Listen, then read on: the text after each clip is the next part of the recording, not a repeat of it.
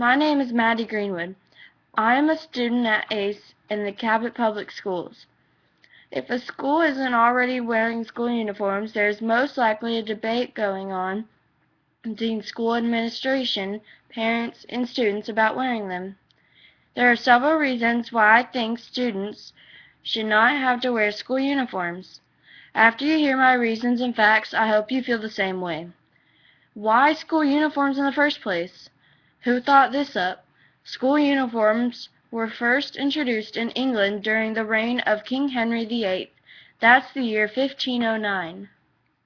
The first uniforms were a long trench coat style that was dyed blue. Blue was the least expensive dye back then, and the color was thought to show humility among the children. They were invented by some folks named Chenet, Monville, and Jamaica. The uniform was created to wear at a school named Christ's Hospital.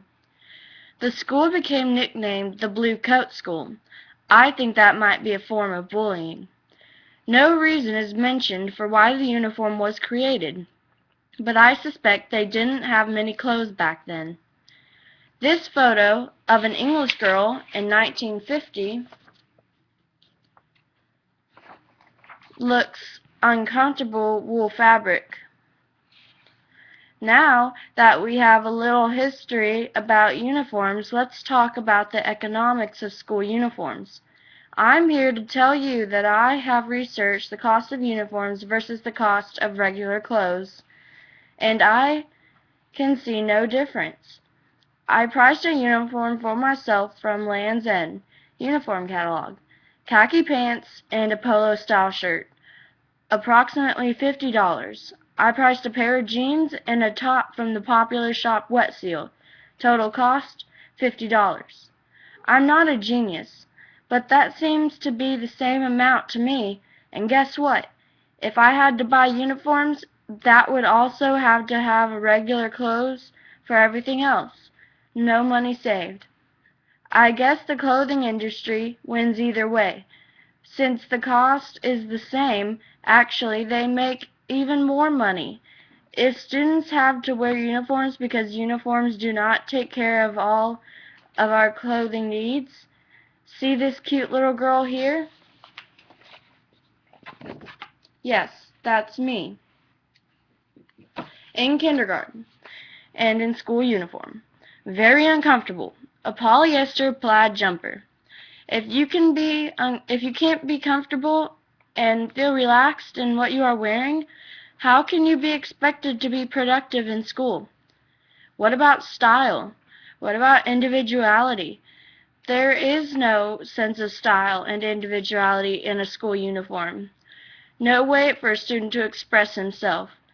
You wear the same thing day in and day out, and you are still looking at the same thing day in and day out, because everyone around you is wearing the same thing. I have found some very interesting facts for you regarding school uniforms.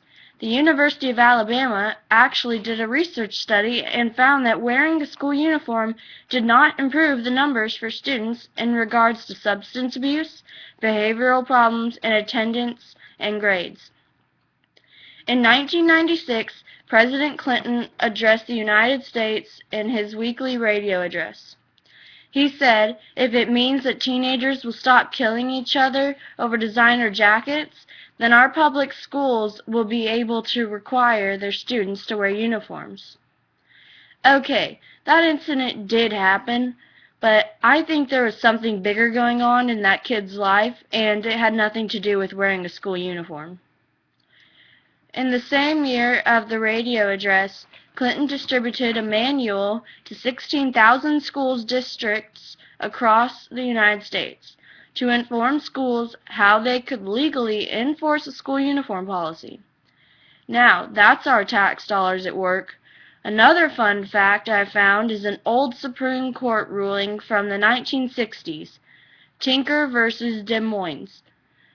The students were wearing black armbands, such like this one, to protest their disapproval of the Vietnam War. The students were suspended from school and took their fight all the way to Supreme Court. They won. The Supreme Court ruled the rights that every American is guaranteed under the First Amendment to the Constitution applies to every student and school. Children do not shield their constitutional rights at the schoolhouse gate. Last but not least, let's not forget the First Amendment to the United States Constitution. It gives every individual the right to express himself freely. By imposing uniforms on children, schools take away this right from them. I have presented you with the facts about why uniforms should not be required in public school. I'm sure the debates will go on and on forever, but as you can see, wearing a uniform for school doesn't make you have better grades or better behavior. It just makes you like everybody else.